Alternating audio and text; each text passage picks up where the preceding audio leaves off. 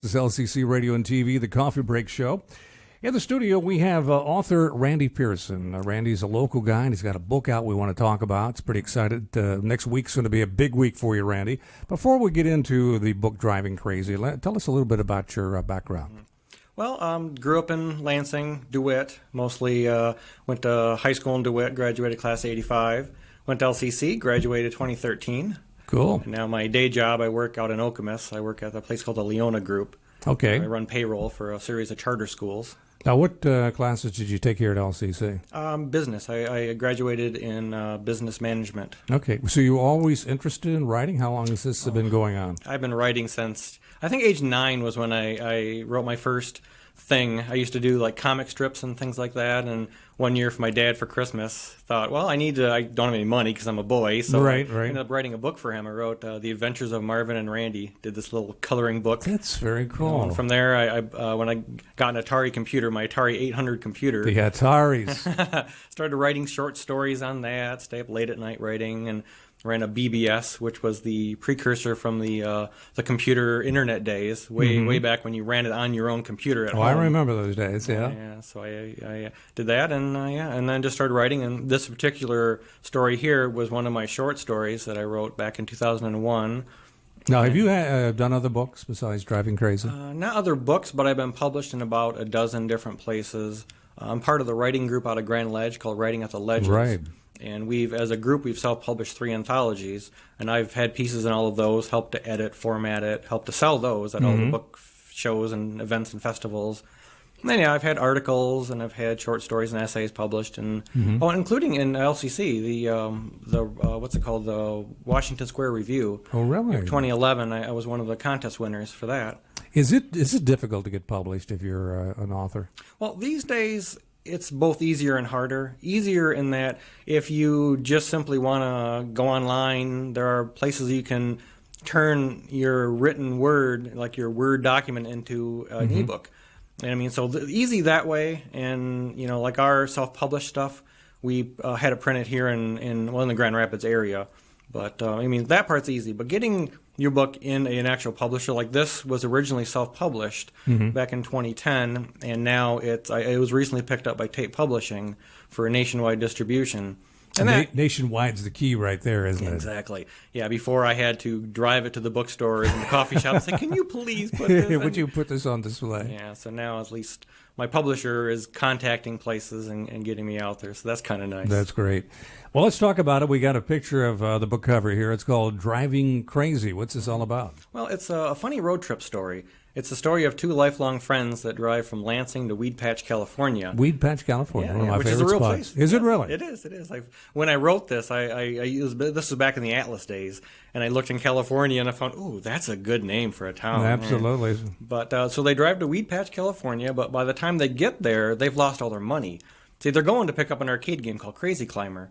They've already paid for it, but they don't have. So what did you say they were going to pick up? Oh, it's an arcade game. It's called Crazy Climber. Oh, okay. Yeah. So when they get there, they've managed to lose all their money.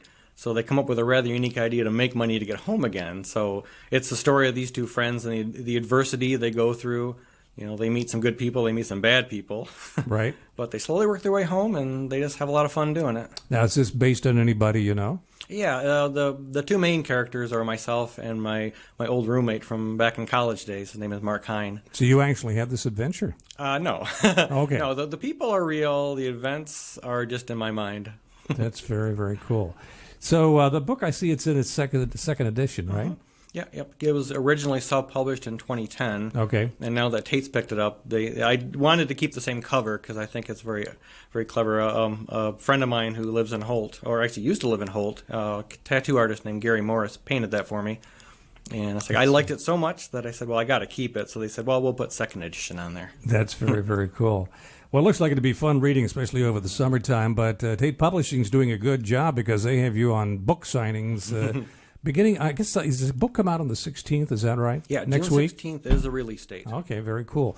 And you've got a book signing down at Everybody Reads, and then it just continues on through the summer, doesn't it? Yep. But Everybody Reads is the big one to me. I love that store. I met the woman who I eventually married.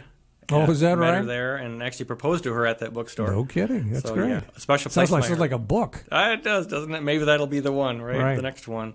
But yeah, so from 6 to 9 on Tuesday, June 16th, I'll be out there doing signings and readings and maybe a giveaway. I haven't figured out when. That's very good.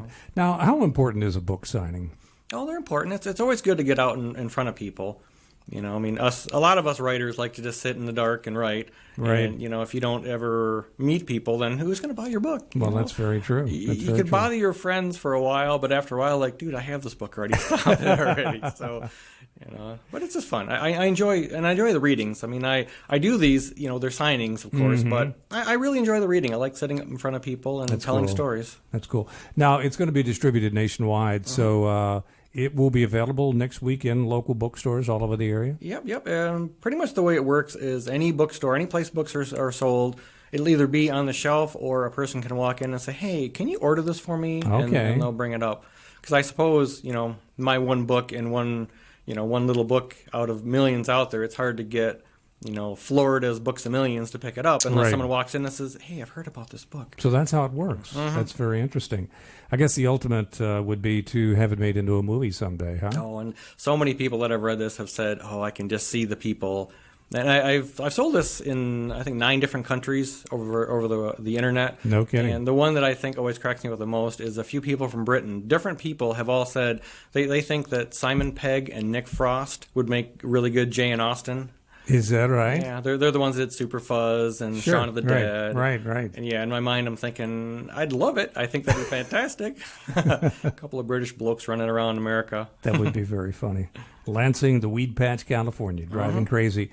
Book will be available at the official release party coming up next week, and then they'll be available in bookstores throughout the area. Very good. And if anyone ever wants to get a copy directly from me, get it signed. Okay. My website, randypearson.org. Perfect place to go. There's excerpts. There's deleted scenes from the book in there. Oh, no kidding. Yeah. Very good. I got stuff that's been read, so you can listen to some of it. You can see other short stories. A little bit of everything out there. Good deal. Now, at randypearson.org, we can see all the book signings that you're going to be out. I mean, you've got them all the way through August here and beyond. In fact, I even have one in September, too, that's not on the list yet. Very cool. Very good. Well, Randy, we appreciate you coming in, sharing your literature with us. And got any ideas for the next book coming up? As a matter of fact, yeah, I have 2 ideas. One I'm working on now is my short story anthology. My wife I'd said at one point the next book I would dedicate it to her, and she said, I don't want to dedicate it. I want the cover. There you go. So it's going to be called either Wendy's Bedtime Stories or Bedtime Stories for My Wife, and you can read it too. That's what the title. Oh, I see. So it's all the stories, because every night she's always, tell me a story. Oh, well, okay, then I'm going to put a book worth of Tell Me a Stories for you. That's not a bad idea. Yeah.